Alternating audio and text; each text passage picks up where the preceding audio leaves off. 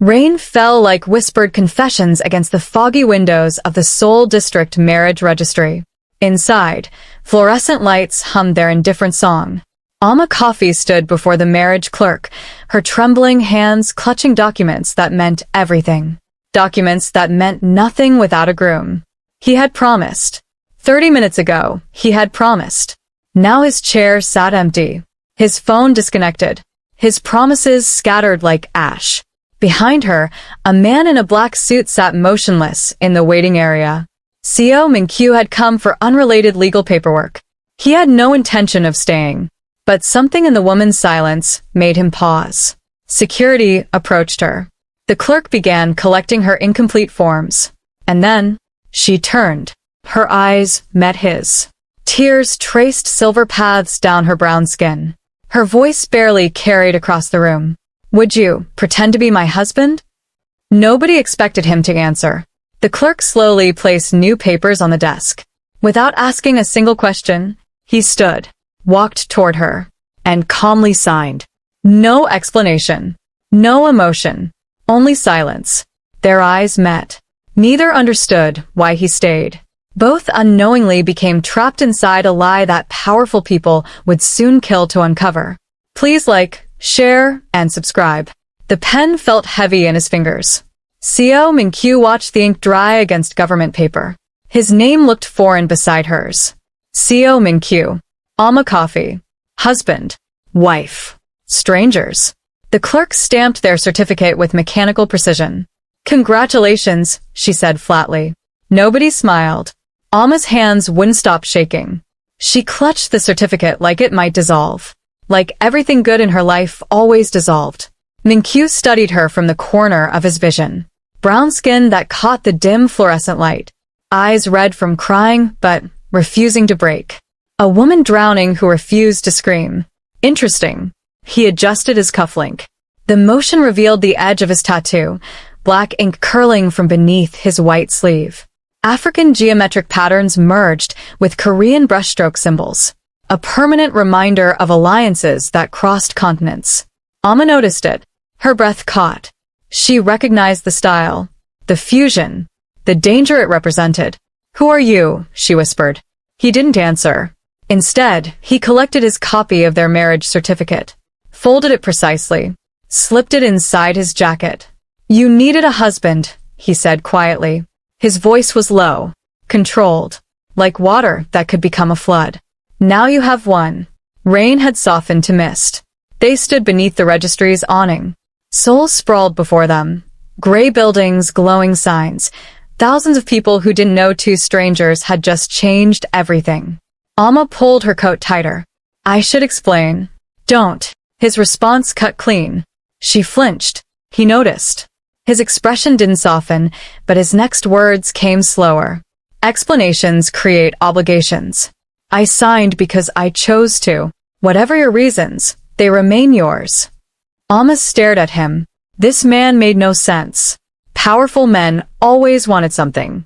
Always. "Then what do you want?" she asked. Min-kyu turned his head slightly. For the first time, their eyes truly met. Dark brown against cold black. Fear against stillness. Something shifted in the space between them. Something neither could name. "I haven't decided yet," he said. A black car materialized from the mist. Tinted windows. Silent engine. The driver emerged, umbrella ready. Min-kyu gestured toward the vehicle. "Get in." Alma's survival instinct screamed. Don't trust him. Don't follow him. Run. But where would she run? Her fake fiancé had stolen everything. Her visa depended on this marriage. Her sister's freedom depended on this marriage. She had nowhere left to go. Alma stepped into the car. The door closed behind her. The rain continued falling. And somewhere across Seoul, men in dark rooms began receiving reports about an unexpected marriage that threatened to unravel carefully constructed plans. His apartment existed above the clouds. Floor-to-ceiling windows revealed Seoul's glittering skeleton. The furniture was minimal, expensive, cold. No photographs, no personal items, nothing that suggested anyone actually lived here. Alma stood near the entrance, afraid to move deeper inside. Min-kyu removed his jacket with practiced efficiency. His tattoo emerged more fully, intricate patterns climbing from his wrist toward his forearm. She counted the symbols. Protection, loyalty, sacrifice. Words written in ink across skin. Words that meant something in her grandmother's village. You recognize them, he observed. Not a question. A fact. Alma swallowed. My grandmother used similar patterns. She said they connected our family to people who moved between worlds. Min-kyu's expression remained unreadable, but something flickered behind his eyes. Recognition, perhaps. Or memory. Your grandmother was wise, he said finally. He moved toward the kitchen. You'll stay in the guest quarters. There are clothes in the closet, food in the kitchen. You may go anywhere except my office on the 3rd floor. How long? The question escaped before she could stop it. He paused. How long does a marriage need to appear real? Alma thought of her sister, of the legal documents that bound them both, of the timeline she'd memorized through sleepless nights. 6 months, she whispered. The arrangement becomes void if I'm legally married for 6 months. Min-kyu nodded once. Then you stay 6 months. He began walking away. Wait. He stopped but didn't turn. You still haven't told me your name, she said. Silence stretched between them. Finally, he spoke. Seo Min-kyu. The name hit her like winter wind. She knew that name. Everyone in Seoul's shadows knew that name. The ghost chairman. The man who controlled trade routes from Busan to Mombasa. The man whose enemies disappeared without trace. The man she had just married. Alma's legs gave way. She caught herself against the wall. Her husband, her fake husband, was the most dangerous man in East Asia. And she had just invited herself into his home. Sunlight found her before courage did. Alma had barely slept. Every sound made her flinch. Every shadow carried threat. But nothing happened. No guards entered her room. No demands were made. Only silence. Endless, patient silence. She emerged to find breakfast waiting. Traditional Korean dishes arranged with precision. Steaming rice. Seasoned vegetables. Soup that smelled like comfort. And seated at the table, reading international shipping reports. Her husband. Min-kyu didn't look up. Eat, he said. You need strength. Alma hesitated. Why are you doing this? Eating breakfast? Helping me? Finally, he set down his papers. His eyes found hers. 5 years ago, someone asked me for help. I was too late. She died waiting for me to decide if helping was worth the risk. His voice carried no emotion, but his hands, his tattooed hands, had gone still. I don't intend to be late again.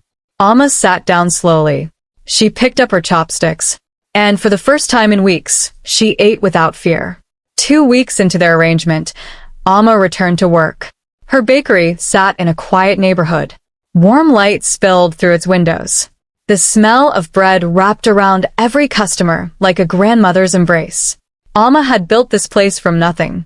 Student loans, sleepless nights, broken ovens and broken promises. But here she was home. Here, she could breathe. What she didn't expect was finding Min-kyu seated at the corner table. He looked impossibly out of place. Black suit among flour-dusted aprons. Cold eyes surrounded by warm wooden walls. Children from the neighborhood stared at him. He stared back. One brave girl approached. Are you Almiani's friend? Min-kyu considered the question. I am her husband. The girl's eyes widened. You're too scary to be a husband. Alma nearly dropped her tray. But something unexpected happened. Min-kyu's lips twitched. Almost imperceptibly. Almost like a smile. Perhaps, he conceded. But I'm learning. They came for information 3 weeks into the marriage. 2 men in expensive suits. Korean. Professional. Dangerous. They ordered coffee and pastries. They asked casual questions about the owner. They watched everything. Alma recognized surveillance when she saw it. She had lived with it her entire life in Seoul. Immigration officers. Embassy officials. Men who decided her fate without knowing her name. But these men were different. These men belonged to someone powerful. Someone who wanted to know why Seo, Min-kyu, had suddenly acquired a wife. She served them with steady hands. Smiled with practiced warmth. And the moment they left, She locked herself in the storage room and let herself shake. 30 minutes later, her phone buzzed. One message. Unknown number. I know they visited. Don't worry. They won't return. She didn't need to ask who sent it. Alma confronted him that evening. You're having me watched. Min-kyu didn't deny it. He sat in his office, the forbidden third floor, surrounded by screens and documents. Maps marked with shipping routes. Photographs of men she didn't recognize. And one photograph she did. Her sister. Alma's blood froze. Why do you have her picture? Min-kyu turned. His expression remained neutral. Because the people trying to force her into marriage are connected to people trying to destroy me. Alma couldn't breathe. What? He stood slowly, approached her. His tattooed hand reached toward the photograph. Your sister was promised to Director Kang's nephew. Director Kang controls shipping insurance across West Africa. He has been laundering money through legitimate businesses for 15 years. I have been disrupting his operations. Understanding crashed over her. This isn't coincidence. Our meeting. The marriage. It was coincidence. Min-kyu interrupted quietly. But coincidence doesn't mean meaningless. Your situation and mine share the same enemies. Protecting you protects my interests. Protecting your sister damages his. Alma wanted to scream. She wanted to cry. She wanted to hit something. Instead, she asked the only question that mattered. Will you actually save her? Min-kyu held her gaze. I already have people in place. She will never marry anyone she doesn't choose. Tears spilled down Alma's cheeks. For the first time in months, they weren't tears of fear. His name was David Chun, a doctor. Half Chinese, half British. Ridiculously handsome. Impossibly kind. He had been pursuing Alma for months before her fake engagement. Now, hearing she was married, he arrived at the bakery demanding answers. You never mentioned a husband, David said, hurt bleeding through his professional composure.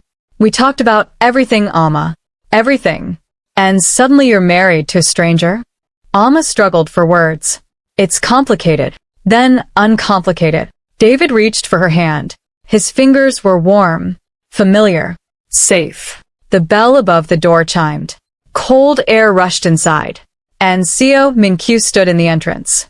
His expression revealed nothing, but his eyes locked onto David's hand touching his wife.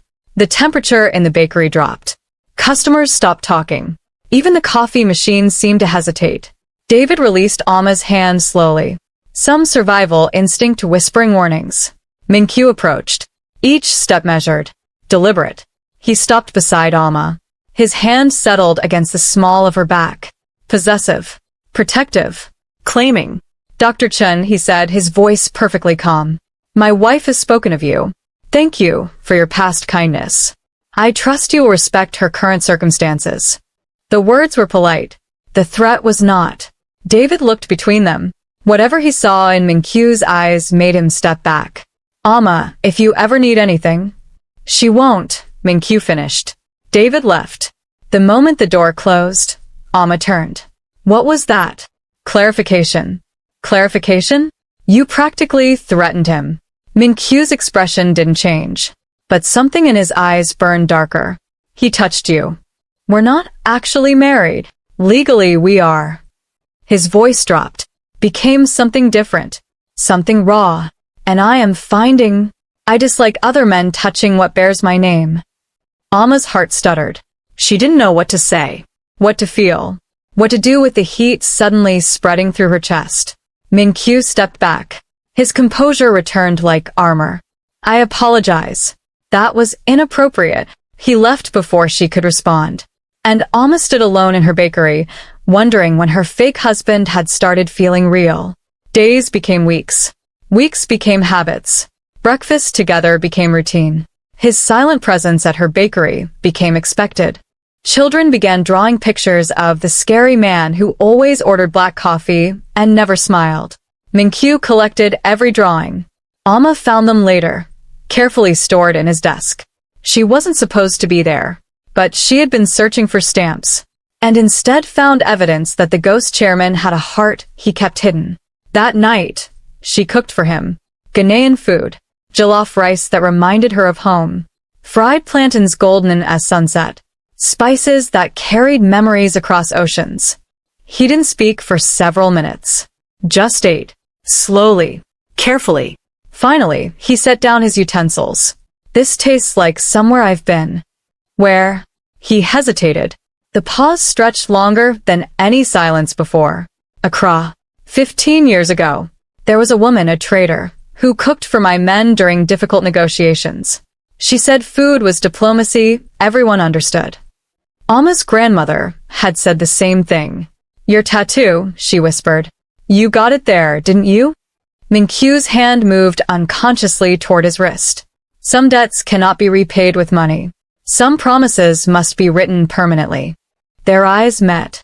And for the first time, Alma saw past the ghost chairman. She saw the man underneath. The one who had lost too much. Trusted too little. Survived too long without someone to survive for. I'm sorry, she said softly, for whatever happened to make you build walls this high. His jaw tightened. Walls keep people safe. Walls keep people alone. He didn't respond. But that night, he lingered at dinner. Talked more than usual. Asked about her childhood. Her dreams. Her fears. And somewhere between the questions and answers, something shifted. The distance between them grew smaller. And neither tried to push it back. Seoul's rainy season arrived with vengeance. Water fell from gray skies for days, without stopping. The streets became rivers. The world became small. Alma found herself standing in Minkyu's private greenhouse. A glass paradise hidden on his rooftop. Flowers from 3 continents bloomed here. Korean orchids beside African violets. Japanese maples shadowing Ghanaian cocoa seedlings. A garden for a man who claimed to care about nothing. She didn't hear him enter, but she felt his presence, like pressure before a storm. You found my sanctuary, he said quietly. It's beautiful. It's necessary. She turned. Rain streaked the glass walls around them. Thunder rolled in the distance. And suddenly the greenhouse felt too small, too intimate, too charged with something neither had named. Why did you really help me? She asked. The truth this time. The real truth. Minkyu stepped closer. His tattoo caught the dim light. His eyes never left hers. Because when you asked for help, you were afraid but not broken. You were desperate but not destroyed. You reminded me of someone I couldn't save. And I thought, perhaps saving you would quiet the ghosts. Has it? No. He was so close now. Close enough to touch. Close enough to break. Instead, he continued, his voice rough, you've become a different kind of haunting. Alma's breath caught. Minkyu. His name fell from her lips like confession, like prayer, like surrender. His hand rose. Fingertips brushed her cheek. I did not intend for this, he whispered. I do not know how to want someone and not destroy them. Then let me decide if I'm willing to risk destruction. Time suspended. Rain pounded. Lightning cracked. And Seo Minkyu, the ghost chairman, the man who made empires tremble, lowered his walls for the woman who had asked him to be her lie. Their lips met. Soft. Searching. A question and answer in the same breath. The kiss deepened. His arms wrapped around her like he was afraid she might dissolve. Her fingers traced the patterns on his neck. The symbols that connected their worlds. The promises written in ink. Thunder shook the glass. But they didn't part. Not immediately. Not until the kiss had said everything words couldn't. When they finally separated, breathless, terrified, changed, neither spoke. They simply held each other. Two strangers who had become something neither expected. Something both feared. Something neither could walk away from. The scene fades to black as the storm continues. She should have known peace couldn't last. It came disguised as a phone call. Her sister's voice. Trembling. Terrified. Alma, they found me. Director Kang's people. They know about your marriage. They know it's fake. They're saying unless you annul the marriage and disappear, they'll hurt me. They'll hurt everyone. The line went dead. Alma stood frozen in the bakery's kitchen. Flour on her hands. Ice in her veins. Someone had told them. Someone close. But who? The answer arrived 30 minutes later. Minkyu's assistant, A quiet man named Jung-hoon, who had served him for 8 years, was found dead in an alley 3 blocks away. His phone contained recordings. Months of recordings. Conversations. Plans. Secrets. Jung-hoon had been selling information to director Kang since before Alma entered the picture. And now Kang had everything he needed. Alma made her decision alone. She couldn't let Min-kyu fall because of her. Couldn't let her sister suffer for her choices. Couldn't let everyone she loved become casualties in a war she never started. At 3 a.m., she packed one bag, left her wedding certificate on Min-kyu's desk, and vanished into Seoul's rain-soaked streets. Her note said only, "I cannot be the weapon they use against you. Please forget me. Please survive. I love you." When Min-kyu woke, the penthouse felt wrong. Too empty. Too silent. Too much like before she arrived. He found her note. Read it once. Twice. 3 times. Then he made a call. Find her. Find Kang. Find everyone who helped this happen. His voice was calm. That was the most terrifying part. And when I give the word, end them all. 3 weeks passed. Alma hid in a gasho, a tiny room in a building near the harbor. She worked at a fish market. Anonymous. Invisible. Safe. But not living. Each morning, she checked the news. Searched for his name. Searched for signs he was okay. Instead, she found headlines about crumbling shipping empires. About arrests in 3 countries. About Director Kang's operations falling apart piece by piece. The ghost chairman was hunting, and his prey was discovering there was nowhere to hide. He found her on a Tuesday. She was carrying fish to the docks, her hair covered by a cap, her face hidden by exhaustion. But he recognized her immediately. "You left," he said. Just that. No anger. No accusation. Just raw, bleeding hurt. Alma couldn't look at him. They would have destroyed you. They tried. Because of me, because they were always going to try. You were an excuse, not a cause. He stepped closer, gently removed the cap from her head. His fingers traced her face like he was memorizing her. "I have spent 3 weeks dismantling every threat to your existence. Your sister is safe. Kang is in custody. His operations are ashes. There is no one left to hurt you." Alma's eyes filled. "Why? Why would you?" "Because you asked me to pretend to be your husband." His voice cracked. Actually cracked. "And somewhere between pretending and protecting, I forgot how to let you go. I forgot how to want anyone but you. I forgot that love was supposed to be a weakness because you made it feel like strength." Tears streamed down her cheeks. "Min-kyu. Come home," he whispered. The word had never meant anything before her. Now it meant everything. Come home.